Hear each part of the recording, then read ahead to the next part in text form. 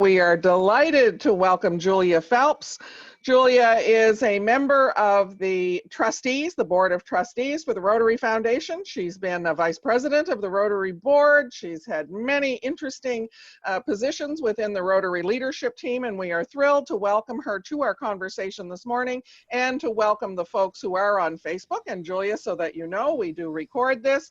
We generally see significant numbers of people that follow up on our Facebook site, and when we go on YouTube, there are as well. So we are thrilled to have you be part of our conversation this morning. I will stop sharing my screen now and remind everyone to go to speaker view. And if you do that, at the moment, you'd be seeing Holly. And once we get underway, we will see Julia. So Julia, welcome.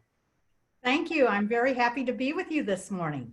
I am thrilled to have you with us and to have an opportunity to learn a little bit more about the foundation and about the work that you've done as a leader in Rotary. We know you've had quite a journey within Rotary and to become a trustee. So I'm guessing that a lot of people don't really know what a trustee actually does in this case and what the journey might have been to get there. So why don't you give us a little bit of that story to start with? Thanks, Louisa. So I will give you the Cliff Note version of my journey because it has lots of little paths that I could take you down, but I'll try to take the super highway. So I joined Rotary in '97, and not really because I knew anything about Rotary, but because my boss didn't want to join. And he just said, well, somebody, this is a direct quote, will somebody join that damn Rotary Club so Brad Ford will get off my ass, quote unquote. And I didn't know anything about it, but I always knew that it was good to have money in the bank with your boss, and that he would owe me something somewhere down the road when I did something wrong. So I said, I'll join. So I started attending Rotary in October of '96.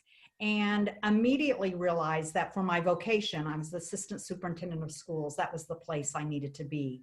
Everybody that had anything to do with town, the up and comers, the people that were already there, the people that were making decisions, they were in that Rotary Club.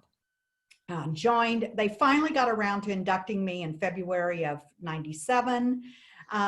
I later found out that they never sent in my dues money until July 1 of '97. They hang on to my money until it was convenient. Things have changed a little bit since then. But so spent 4 years in the club, became president in 2001, 2002.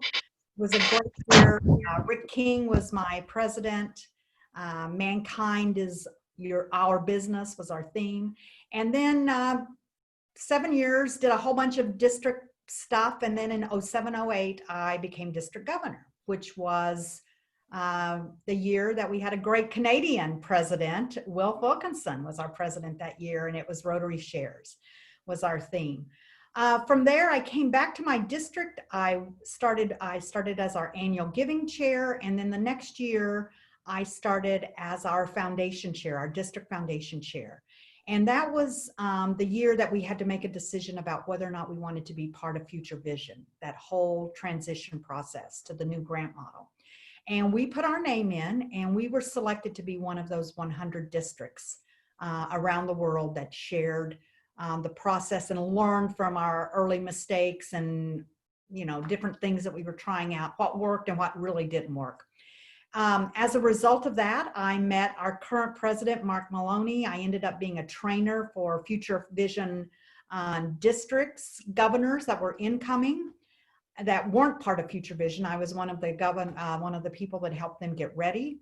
And then in 2012, in September, I put my name in to be director. Now, the advice I had been told was nobody gets picked the first time, so don't worry about it, Julia, because I was still, I hadn't been a Rotarian very long in the terms of senior leader tenure.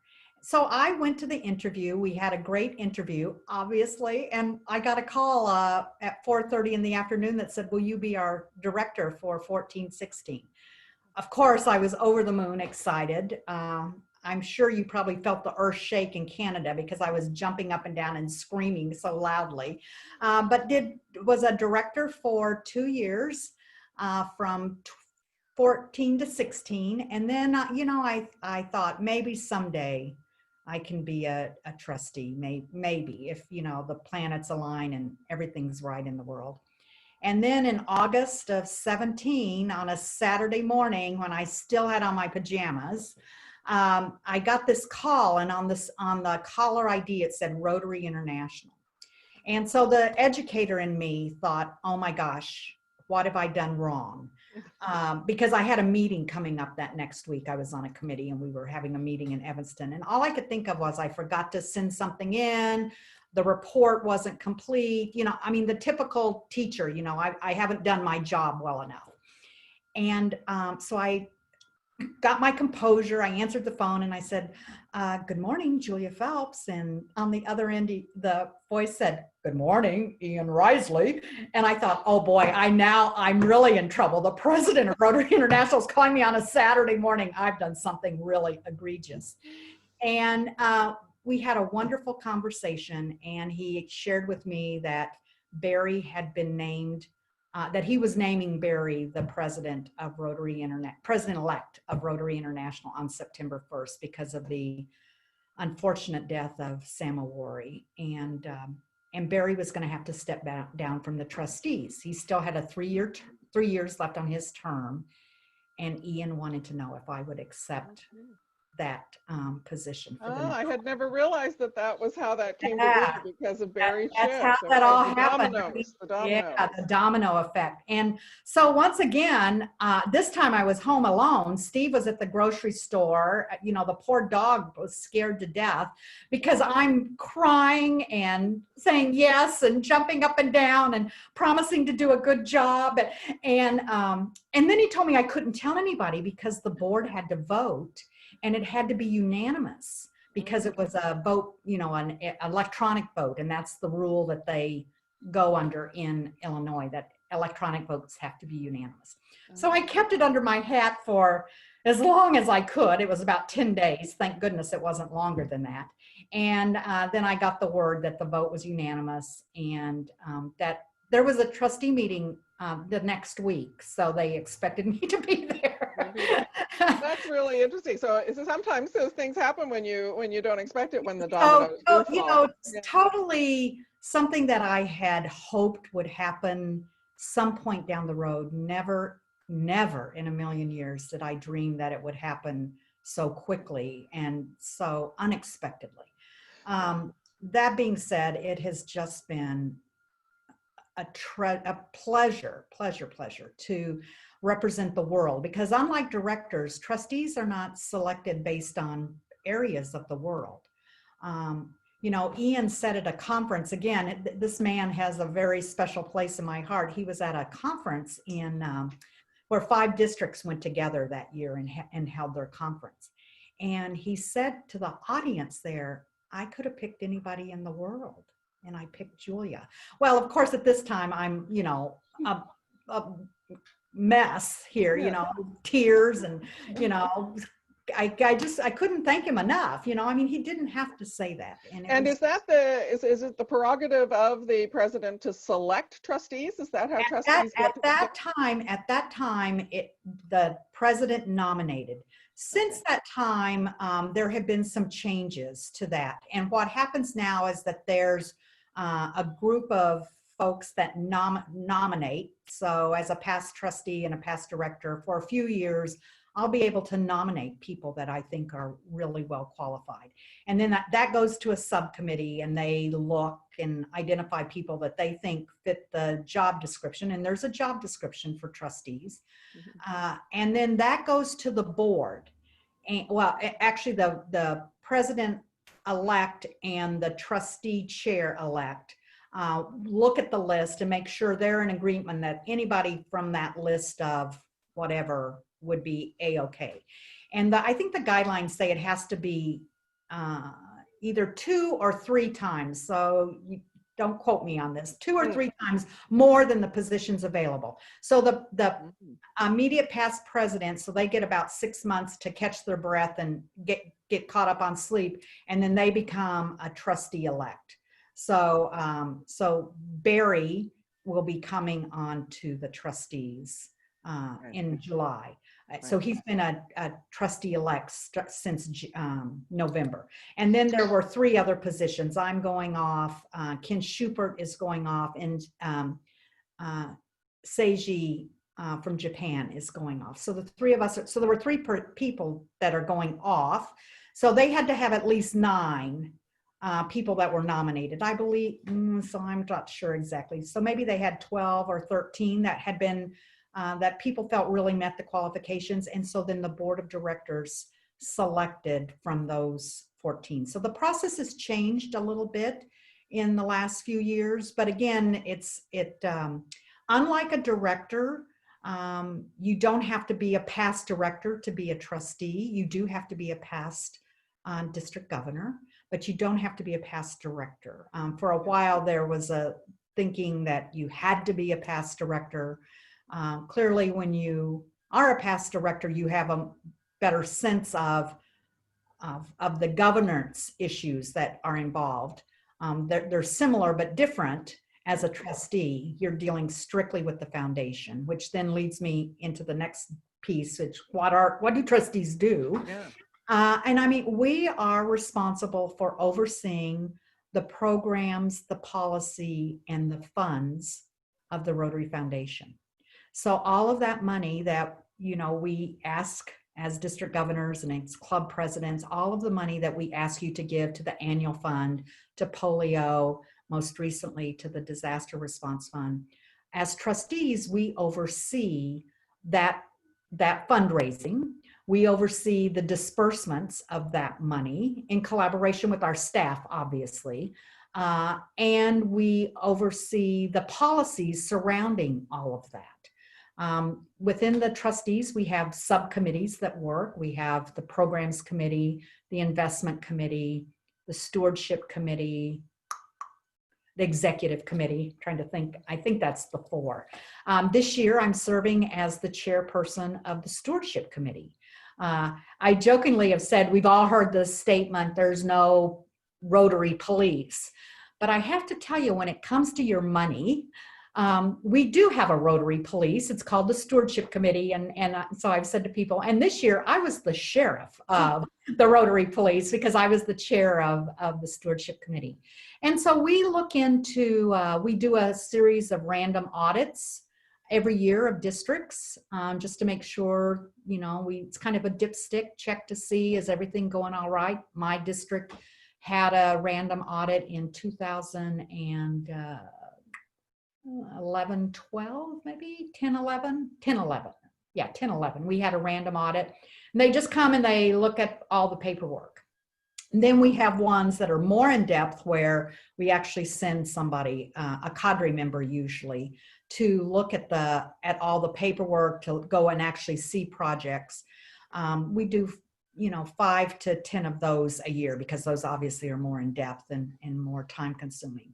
And then quite honestly, we have Rotarians that feel like something may be awry with a particular grant or particular district. And we have Rotarians who say, can you please check into this? This doesn't seem to be done correctly. And so with that, the stewardship committee, we investigate, we ask for documentation, and then we make decisions about how to handle those complaints, those issues. And that ranges all the way from saying, please take care of this. Please send us back the money. You didn't spend it correctly. We've put people on probation that they can't participate in grants for a number of years, anywhere from 6 months to 5 years. We had the unfortunate decision this year where we had to recommend that the board of directors remove somebody from Rotary because of mishandling of money. So that stewardship piece, I share that not to scare people, but to really help people understand that we take that very seriously. That's your money. It's my money that you've given to us in good faith, that you've given to us and say, I know you're going to take good care of it. And so That's the job of the stewardship committee, to take good care of that. And the same with the program committee, to make sure that our programs are run well and efficient and are meaningful. The same with the investment committee, to make sure that we're doing the very best we can with being responsible investors of the money, and making sure that that it's invested wisely, and that you know, that things are going well in that area. So, and then of course we meet well, 4 times a year. This year we've met twice. We're meeting virtually for our April and June meetings, and at that time we approve grants that are large grants. We approve the spending of the polio money. We look at our policies and procedures that need to be revised. We have reports from different committees. And so that's what we do when we have face-to-face meetings. But a lot of our work is done in subcommittees that then come to the entire board. Fabulous. Well, I'm glad to hear that there is that level of oversight and checking on things and following up when things aren't what they should be. That's exactly what one would hope that the trustees are doing. And the title, as a trustee, we want to know that that trust is there. So thank you for that work and for the 3 years that you've spent doing it. One term that you mentioned when you were just speaking was a cadre member. And that's a relatively new term for us to be hearing. Can you just quickly tell us what's a cadre? Yeah. So actually so, you know, I know one of your questions later on is, what can we do after our term of service, our official term of service is over? So the cadre is a wonderful place to get involved, as are Rotarian action groups, another wonderful place to get involved. But cadre members are Rotarians. They don't have to be past district governors. They don't have to be club presidents, but they are Rotarians that have an area of expertise. And we have a training piece for them. And so, for instance, if you're an accountant, a forensics accountant, let's say, that would be even more specific. You could become a cadre member, and you would do, like I said, some of these audits. So you might maybe never have to leave your home, where they would send you the materials. You would go through the materials and just check, does everything make sense? You know, is the money coming in? Are the checks going out? Are the 3 bids, you know, competitive bids on file? Because we don't ask you to send those in to us, but you're supposed to keep them on file. Do they have the 3 bids? So the cadre member, if they were doing the accounting piece, would make sure that that all of those pieces were in place. Now, if they were more in the program area, like literacy, like any of our 6 areas of focus, literacy, basic education, water. So these would be people that have expertise in that particular vocational area. And so if I were a cadre member in literacy, I would look at the programs that were being implemented around this grant. And you know, are these programs that are sustainable?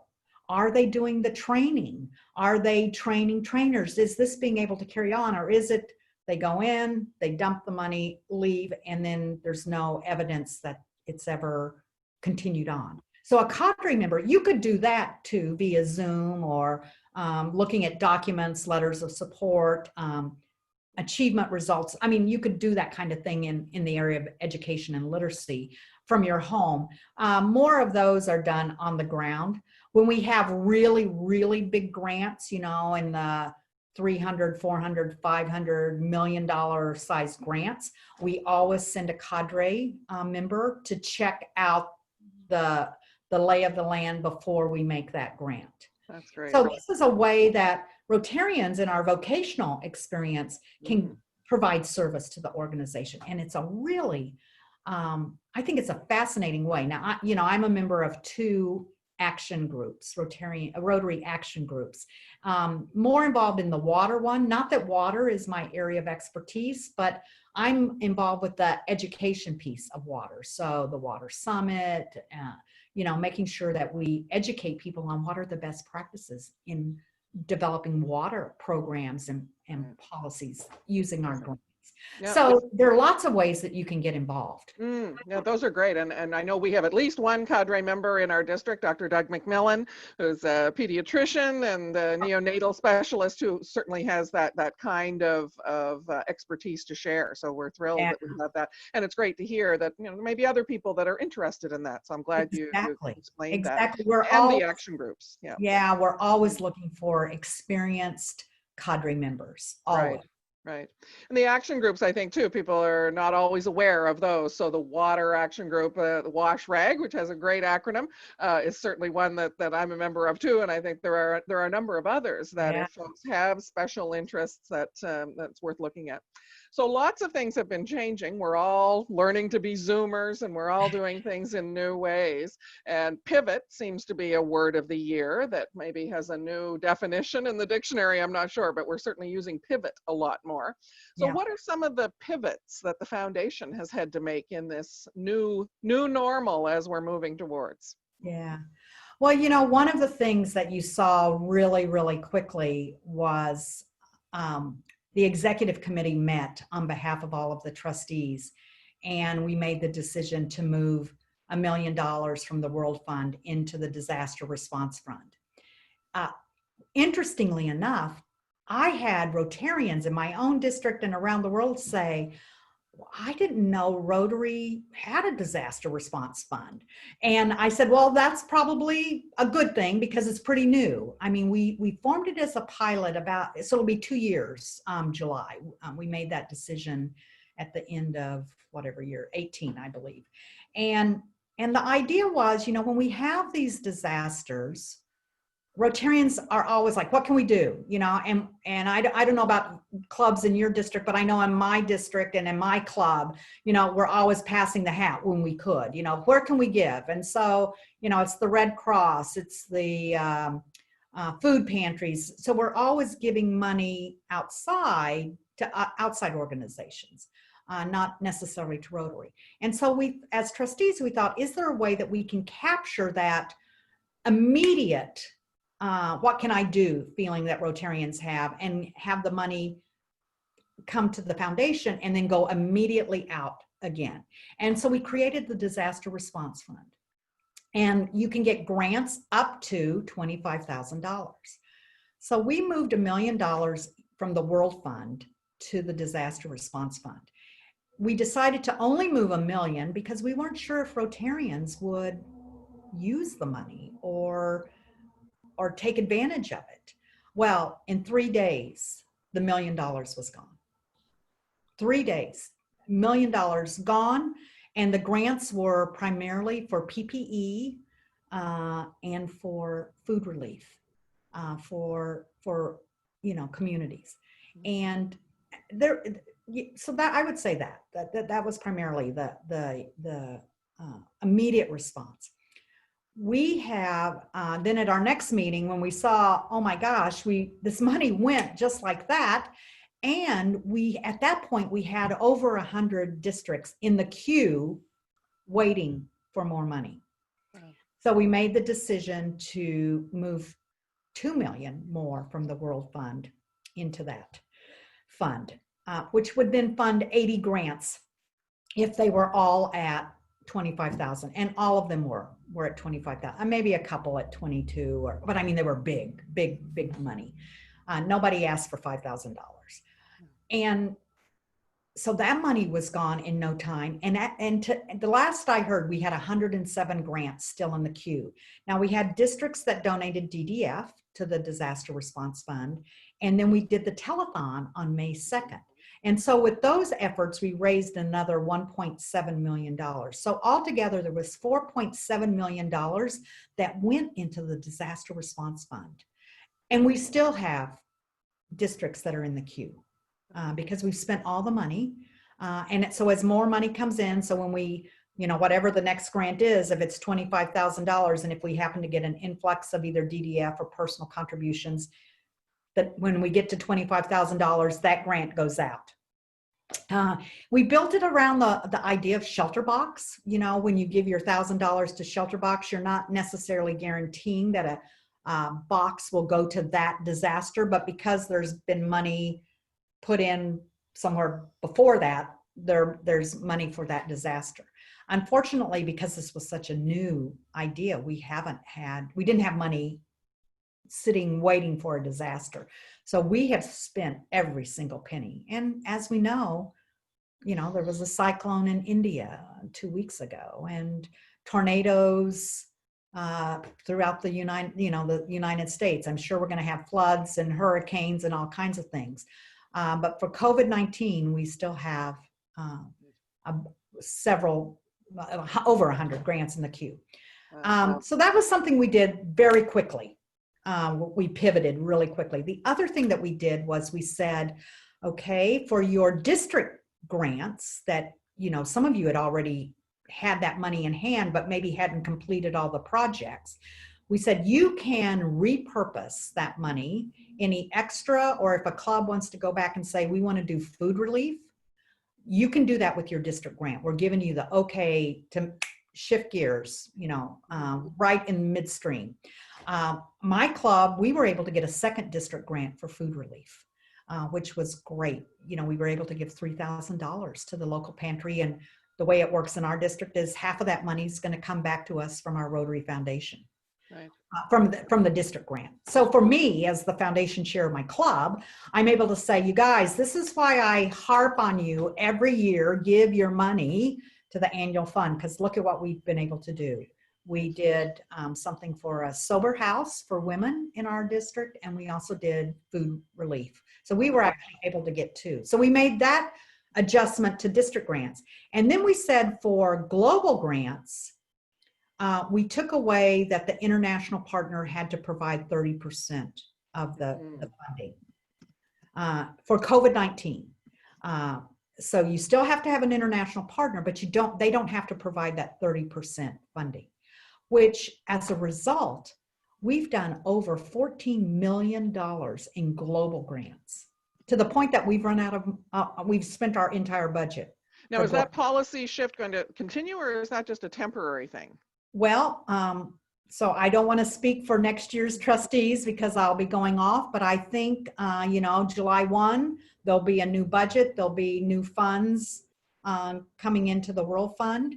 And so I think because COVID-19, we're still in the pandemic. If I were to guess, I would say that for COVID-19 grants, that will be going forward. Okay, good. But it will be up to this new board of trustees to reaffirm that decision. Mm-hmm. The other thing, so those two pivots were quick, immediate, and really said, Rotary, so we've got all these taglines now. Rotary responds, Rotary, we're people of action. We've always had that tagline, and I'll just speak for myself personally. It always felt a little artificial for me to say that we're people of action. Mm-hmm. And I have to tell you, we are people of action. Yeah, that definitely was. Yeah. We talk about pivot. We made some decisions really quickly. We were cautious because, again, it was $1 million is a lot of money. And, we didn't want to move $1 million and then find out, well, Rotarians didn't really want anything to do with that. Thank goodness. We had more money that we could add to it, and we had very generous donors, and we had some very creative ideas around the telethon. That was, a great experience. So we've made changes, and we're learning how to do things differently. This is a perfect example. So our trustee meetings, we didn't meet in April in person. We're not going to Honolulu. You won't see me on a stage waving to anybody in Honolulu. We're learning to do things differently, and I think that is going to be our strength down the road. I know, you're thinking, you're wondering about membership loss. I think we probably will lose some members because technology isn't available every place. I know within my own club, we're making decisions about going forward because we've actually had people, not a lot, but we've had 5 or 6 members who are able to join us because of Zoom that had not been with us. And so that's been great having them back in the fold. And we have a member that's in Washington, D.C. that is in isolation, recovering from COVID-19. But he's able to join us via Zoom. Yeah, I think a lot of people have had that experience, that in some cases numbers of participants have gone up. Now that may not last as things open up again and people are busier again, but it's certainly accelerated the rollout of a lot of wonderful technologies. Now, when we talked actually last week, we had Tom Thorfinson join us, and he showed us a really interesting graph that looked at the drop in membership after crises or major events in the past, whether it's the Great Depression or other things. And it was a bit of a surprise to me to see that the impact was only in the 1% range. And so the projections are that hopefully this will be similar, but that in the past, the foundation giving decline was greater than that. What kind of thinking is the foundation having right now about what the impact of that might be on the future? Yeah. Well, a lot of our clubs, they do fundraisers, for particular programs. Polio, they do, pints for polio, pennies for polio, walks for polio, runs for polio. We do these events and the money goes for polio. Well, so we're going to have to rethink those events. The same with annual giving, although we do ask Rotarians to personally give that money, from themselves for polio. Again, we're going to have to be sensitive to the fact that many of our members are dealing with, how do I keep my business up and running? Or am I going to have a job come when this is all said and done? Right now I'm working part-time, my hours have been cut. So again, all of for me, it's parts of the puzzle that all fit together. So, are we going to take advantage of the flexibility that the 2016 Council on Legislation gave clubs around how we meet and how often we meet? Are we going to be, we know that the biggest expense for most club members is the meal, whether it's breakfast, lunch, or dinner. It's not the Rotary dues or the district dues or the club dues, although in some places that may be significant, but it's really the meals so is there a way that we can modify that, and virtual meetings definitely take care of the meal issue. So some clubs are looking at doing a hybrid model. My own club, 2 in-person meetings a month and 2 virtual. And then if there's a 5th Wednesday, doing a social, a service, something else on that 5th Wednesday. So it's really, for me, that's the silver lining of this. I mean, I hate that it had to come as a result of a pandemic, but it's really, it's forced our hand. We really have had to think about, is there another way that we can do business? And I think fundraising will be the same. So I'm going to take this opportunity to do a little plug. Next Wednesday on June 10th at noontime, we're doing a virtual takeout polio. And it's around the idea of, we're doing takeout for meals, takeout lunches, takeout dinners. I don't know about anybody taking out breakfast, but there probably are people that were probably doing that before the pandemic. But so the idea is that whatever money you would have spent on your breakfast, lunch, or dinner, you would donate that to polio sometime between June 8th and June 17th. We're really trying to do a push because we're about $14 million short of our 50 million. So we're really trying to get people, not so much clubs, but to say to people, okay, you're not spending this money on lunch or dinner or breakfast. Can you give $10 to the Rotary Foundation? And so I think the thing that we've got, so this goes back to the original question about the decreases in giving previously when we've had crisis. We've got technology now that we didn't have then. And we are still able to go on and with a matter of 4 simple clicks, make a contribution to the Rotary Foundation, to the annual fund, to polio, to the disaster response fund, if there's a grant happening in your district that you want to support, or around the world that you wanted to support, you can still give and put it on a credit card. And that eliminates all of the write the check, mail the check, cab the check, talk about immediate. So I think that's the difference from previous years when we saw a decrease.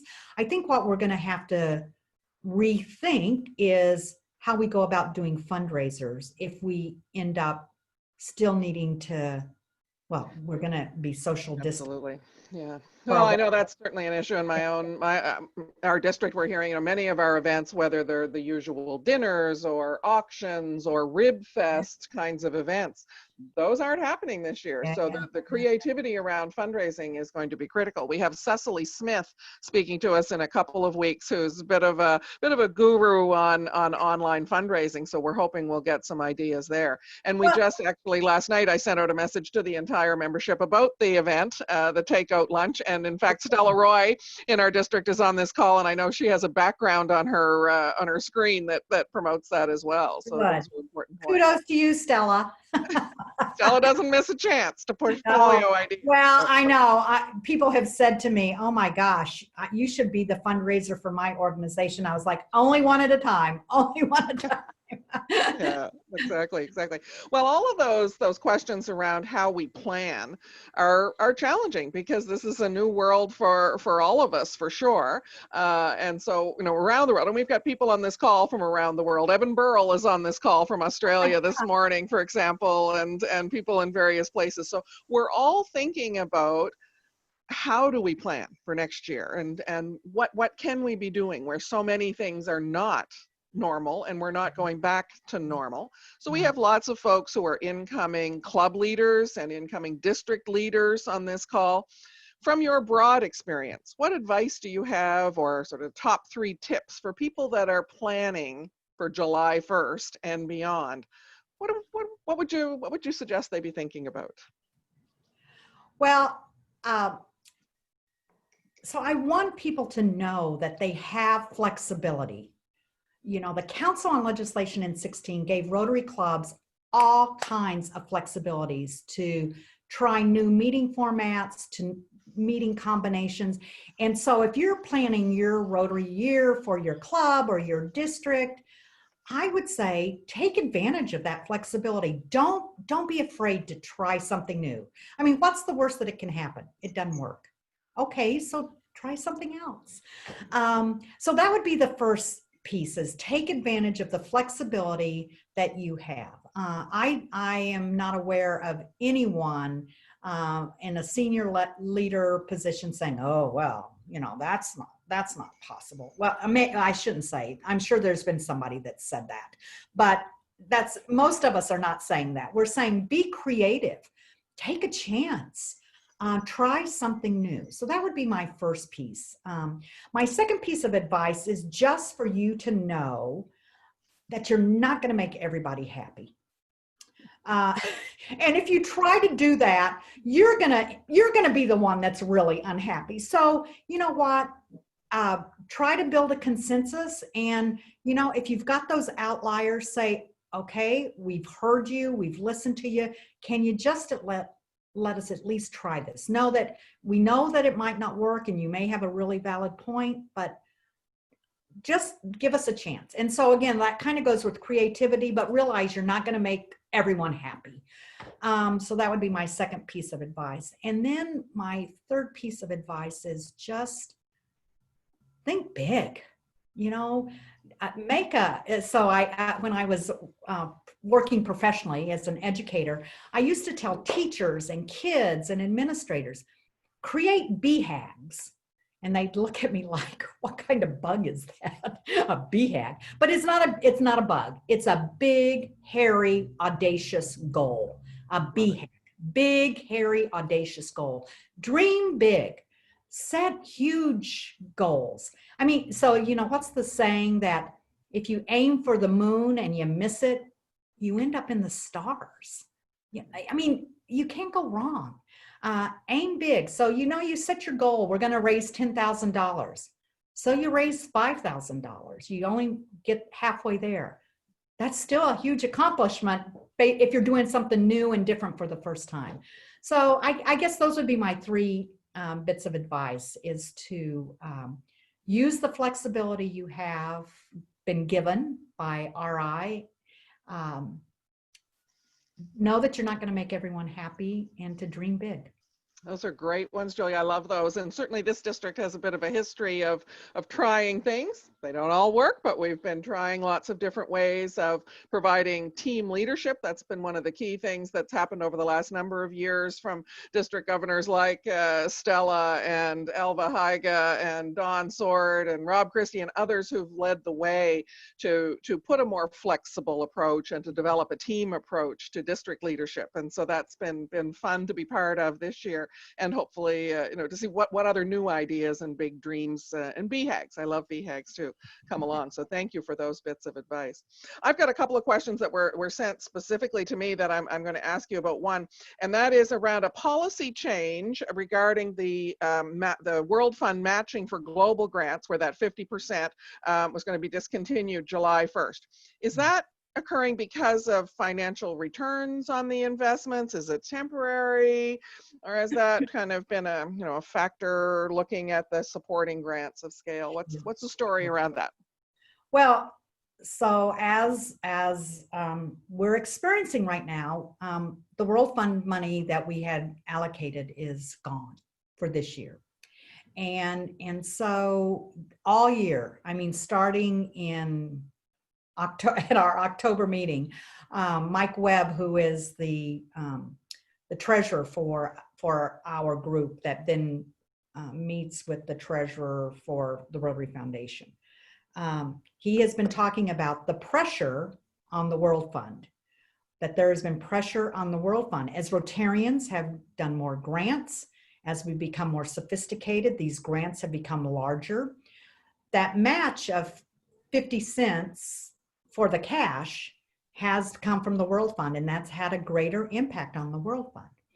And so because of the situation in which we're in, that decision was made. And I believe it was for this 1 year. And I think they're going to see how it goes and see if it makes a significant increase. Clearly, it impacts your grant. It doesn't mean you can't have cash. But, if you had $10,000 worth of cash, that gave you an extra $5,000 from the World Fund.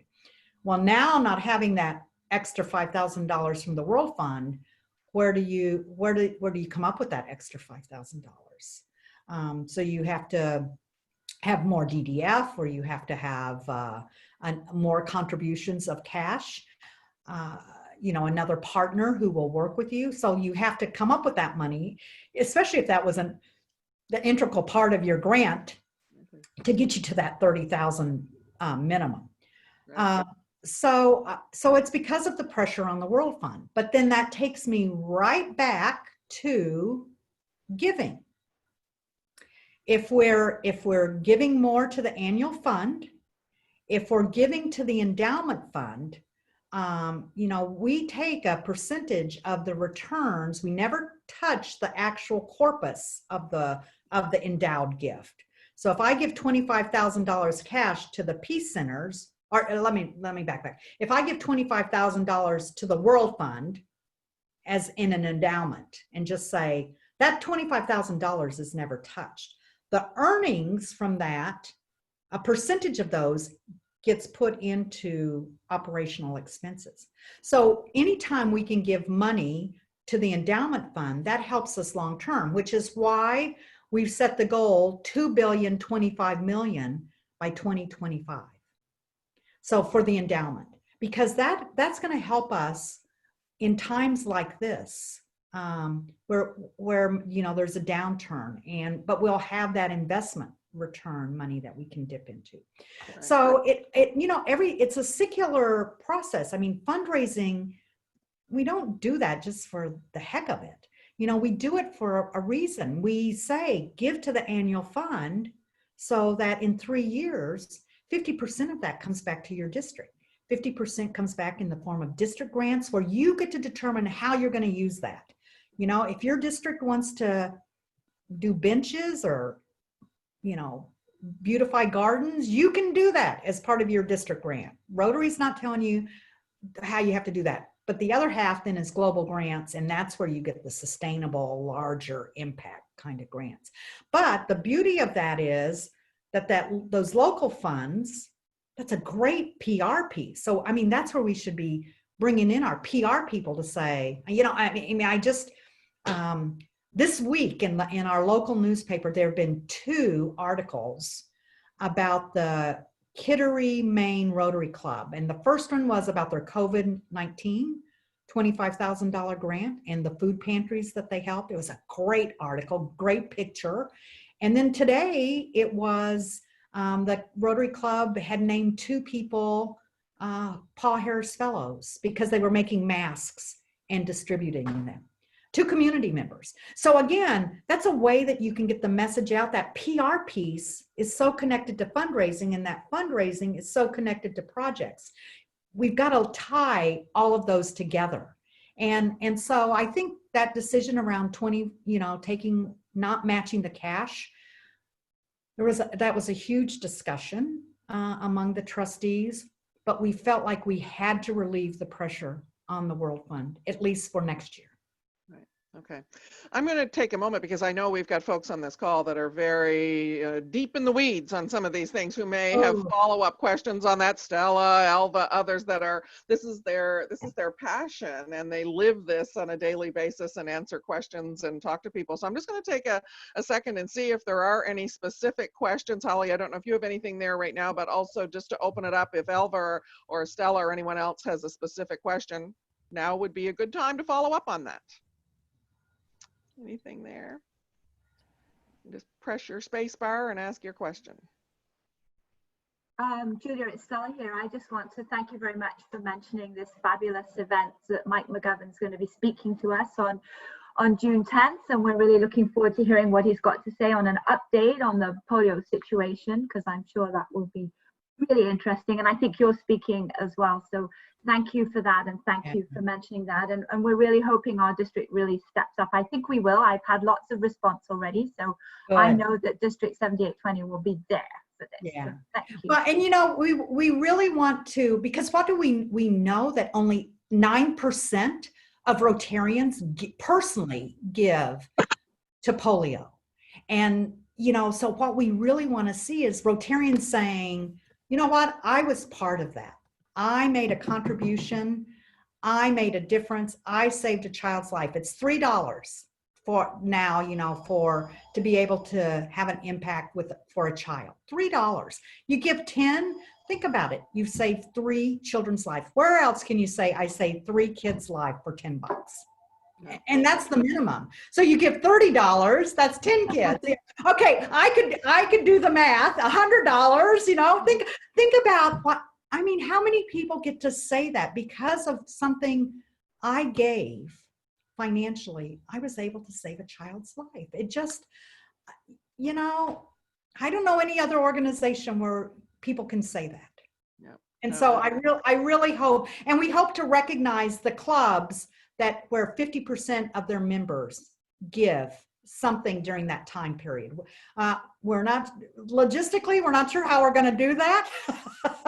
There's going to be a lot of counting and recounting, but that's our goal for our 2 zones, is that for the, you know, the 30 plus districts in our 2 zones, that we recognize those clubs that give 50, where their members, 50% or more of their members give.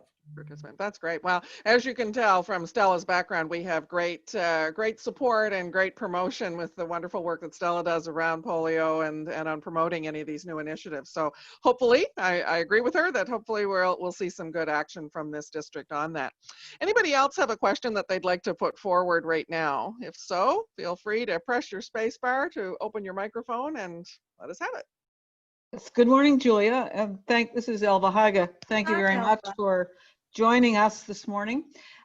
Just continuing on with the issue regarding the discontinuing of the 50% match.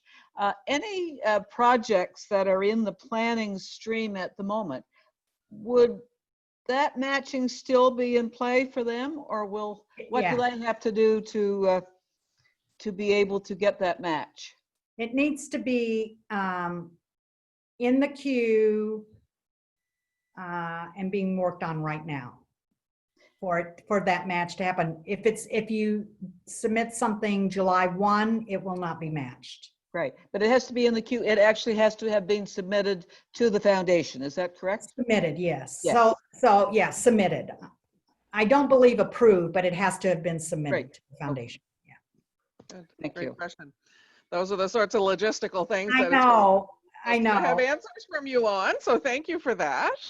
Anybody else have a specific question? So Louisa, I think you received on May 28th, you may have received a notice from Rotary that went out to district governors. So go back through your emails. If not, it's probably posted somewhere on my Rotary, but you know, that will have those kind of details in it. Okay. I Okay. think I might get a few emails every day, so they don't all they don't Sure they don't all make I it to know. the top. but- I know how many I get, so I'm sure as a district governor, you're getting 10 times more. Thank you for the reminder. I will go back and check. Holly, do you have anything, or is anyone else? Yes. Oh, yep, I Yes, see. Don Sword has a question. Okay, Don. Yeah. Hi, Julia. I was DG for our district in 1718, and of course that was Ian Risley, who you mentioned before, and he spoke to our class group on a Zoom about a month or so ago, and he shared the fact that that of course environment is one of his passions, Yeah. and that there is some work being done within some committees about the whole role of the environment within the focus areas. And I don't know, he wasn't able to give us let the cat out of the bag because, but could you give us a sense of, were you involved with that process, and what's the timelines? Sure. Well, I'm not going to let the cat out of the bag if Ian's not going to let the cat out of the bag. Actually, there was a subcommittee. As I said, the trustees work a lot in subcommittees. So there was an ad hoc subcommittee formed specifically around looking at, do we create a new area of focus around the environment? So going from 6 to 7 areas of focus. So that was the task put before them. And we were to receive a report from them in April. As you can imagine, we had quite a few things on our plate in April, and we did not hear that report. I've looked briefly at my agenda for our meeting. That's June, so 15 to 19, I think, whatever that Monday through Friday is, a week from 2 weeks from now. I don't remember seeing it, but that doesn't mean that it's not there. But that task force was charged with making a recommendation. So we'll hear from that task force. They took they got feedback from the Environmental Sustainability Rotarian Action Group. We had lots of feedback from around the world about people. Yes, this needed to be a new area of focus. We're looking at the impact that would have on our staff, making sure that we have staff members that have the expertise in approving grants around that area. But one thing I want to point out is that something we did 2 years ago is that we went through all of our 6 areas of focus, and we identified portion of those 6 areas of focus that relate to the environment. And on all of our area of focus documents, you will see that there's a little green leaf by those particular areas that fit the environmental sustainability part of that area of focus. So for instance, in water and sanitation, things that would be environmentally sound to do in relation to those projects, there's a little green leaf by there. So whether it's part of the terms and conditions, or whether it's a project idea, whatever it might be, look for that little green leaf, because you can still do environmentally sound projects related within our 6 areas of focus. And then we'll find out what the task force reports back to us, and then there'll have to be an action taken. And then again, so, think of every action has, subsequent things that impact that kind of ripple effect. Mhm. So if it is created into a new area of focus, that means all of the Rotary documents need to be revised. All of them need to be revised. So our logos, our messaging, you know, our branding, everything will have to change to say 7 areas of focus. I mean, so one little decision, you know, has this ripple effect that it would probably take, you know, a year for just the physical changes to take place, maybe longer, and then for it to become part of our everyday conversation, that takes even longer. As Rotarians, we know that although we have been pivoting really well as a We're good at pivoting at the moment. Yeah. Let's maybe do 2 quick ones, Holly. I think a couple Doug, things pop- Doug McMillan would like to say a comment. Okay, Doug. And Doug is our cadre member that I mentioned. Oh, good. Okay, thanks very much. I cannot comment on the need to stop the matching of the cash, or which includes club funds, but I would like to say that the timing of it made things very difficult. Yeah.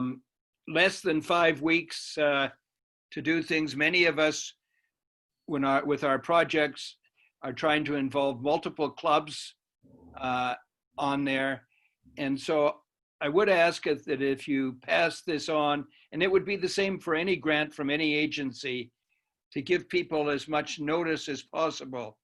So if things are going to revert back to the way that they were for the present year, but not for this next year, Yeah. I would ask that you give people a lot of notice so that they can prepare things, because a month really is pretty challenging to put together a global grant on there. Thanks, Doug. Doug, that's a really good comment. Thank you.